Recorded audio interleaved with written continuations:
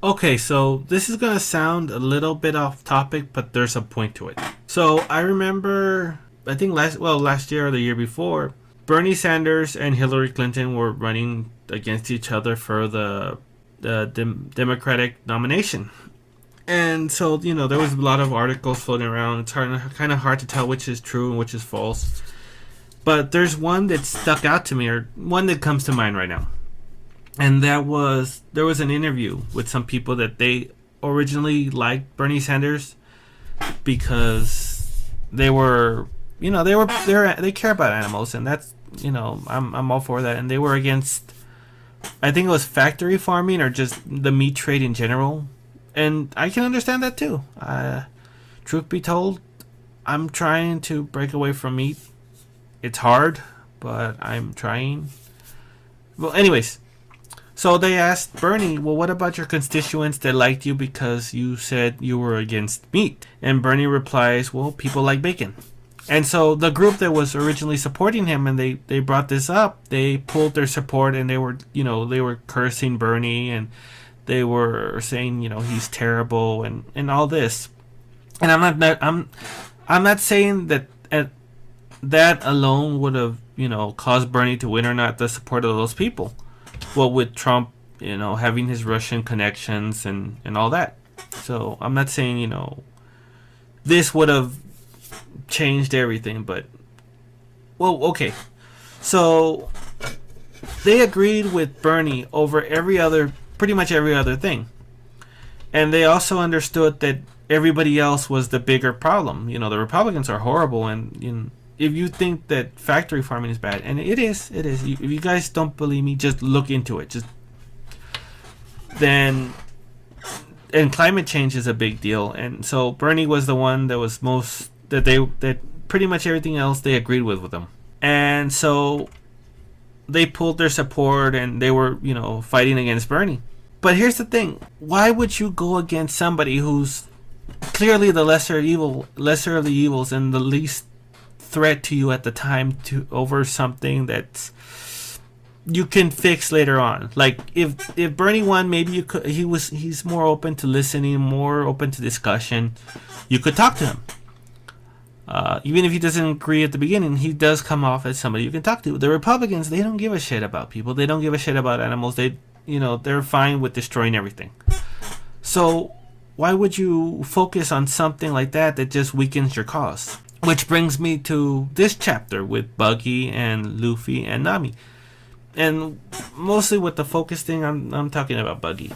So One Piece chapter 20 is called A Thief's Philosophy. And it's about, mostly, it comes down to Luffy trying to protect Nami from Buggy, and the two defeating them in the end together. So when I say that you gotta focus on the enemy or the bigger threat at the time, I'm mostly talking about Buggy. Because Buggy, even though he's fighting somebody like Luffy, who is clearly strong in and of themselves, he goes after Nami. He turns his back on Luffy because she's taking his treasure, and he's ranting. He's like, you gotta give me my treasure, it's mine. And all the while he's trying to attack her, Luffy keeps, trying to pull his attention away and back to back to him. He kicks, Buggy in the testicles. He grabs Buggy's feet. He starts tickling them, which is disgusting, and pinching them. And he keeps doing everything he can to get Buggy to focus on him, which of course isn't happening because he wants his treasure. That's all he loves. He loves treasure. He's a pirate who loves treasure. So if nothing else, at least he's a proper stereotype. And Nami is kind of a problem too because she's in danger. And in the end, yes, it did turn out to help the whole thing, but she was still too reckless. And even when Luffy said, hey, just go away somewhere safe so he'll focus on me, and she's like, no, I'm not leaving this treasure. What good is the treasure if you're dead? He has knives. He's not playing around. He kills indiscriminately. Her refusal to leave also was a big problem. And Luffy, of course, he's just doing anything he can think of to, save her. So she's, instead of running like she should have, she keeps talking about, oh, I just steal from pirates, and Buggy's like, no, you can't steal that gold, it's rightfully mine, and so forth and so on. And I guess that's the thief's philosophy, is she's the thief, and it's okay so long as she steals from pirates, even though all that stuff that Buggy stole was from somebody else. So you can't justify stealing because it was stolen from somebody else. So it gets to the point where she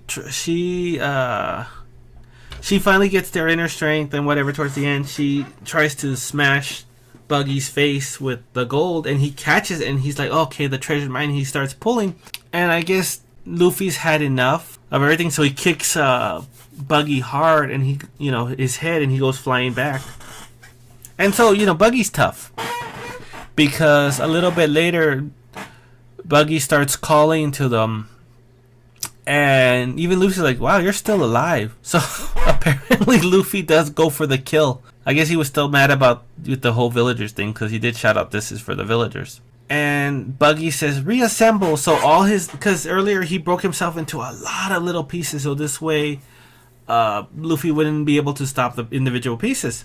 And he's like, reassemble. And he's a little tiny shrimp now. And he's like, what? And it turns out that Nami, she quickly tied around his limbs and everything, and she has them on the ground. Which, of course, shouldn't stop him, because all Buggy has to do is have those pieces break apart and then quickly rush towards him. And then he's like, wow, thieves have pretty good skill. So he throws both his hands back. And Buggy's like, no, wait, Straw Hat, wait. And he's like, bazooka. And Buggy just flies off over the horizon. So what did we learn on this? One, you can justify anything. Not well, but people can justify anything, such as Nami justifying stealing as long as it's from a pirate, even though other people are still suffering and going out without their goods.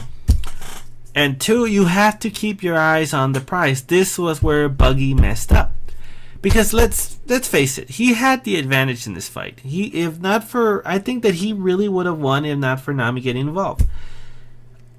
But because he kept focusing so much on his treasure, he was so obsessed with his gold or whatever goods he had, he didn't pay attention to Luffy. And he could have killed Luffy, because even though Luffy's rubber, he doesn't have a defense against knives. And I think Buggy's defense overall is higher than Luffy's, because he can, even though he can't absorb blunt force damage because he was hurt by Luffy's kicks and punches, he can still, separate his body, and so the attacks just miss him entirely. And then he can also attack with knives from a whole bunch of angles, and he can do it fast. So I think Luffy was at a big disadvantage, but he didn't focus on Luffy. And even while he was still paying attention to Nami, he was giving Luffy a hard time. And because he couldn't let go of his treasure, and it wouldn't be forever. He's not saying goodbye, treasure. I'm leaving you to go do other things, or sail away, treasure, or I'm throwing you in the ocean, treasure. No, he's just saying, okay, I'm gonna turn my attention away from Luffy, away from Nami, and go to Luffy, and then I'll get Nami later. No, he couldn't do that. So what happened? Now not only does he not have his treasure, but he's flying off somewhere completely random, and he will be lucky if he doesn't land in the water, because remember, these are all islands they're on, so he could just land in the ocean dead. Of course, I can't really blame Buggy for being so obsessed or not being able to focus on what mattered, because every day I find myself in a similar boat, because every day I keep finding myself thinking, what's my next meal going to be? Maybe it's okay if I get up and take a break and I eat some sugar or I drink some soda, and then I have a sugar crash and then I just collapse, even though really I don't need the food. I want it, and I can't focus on anything other than it.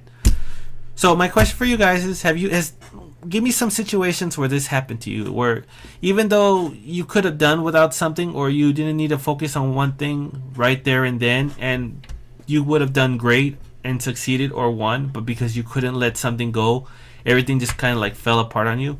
Tell me what happened. Leave a comment in the comment section. If you like this, like it. If you disliked it, like it. Share away. It always helps. Until next time, this was LJH7ER, where the last two letters are always typos.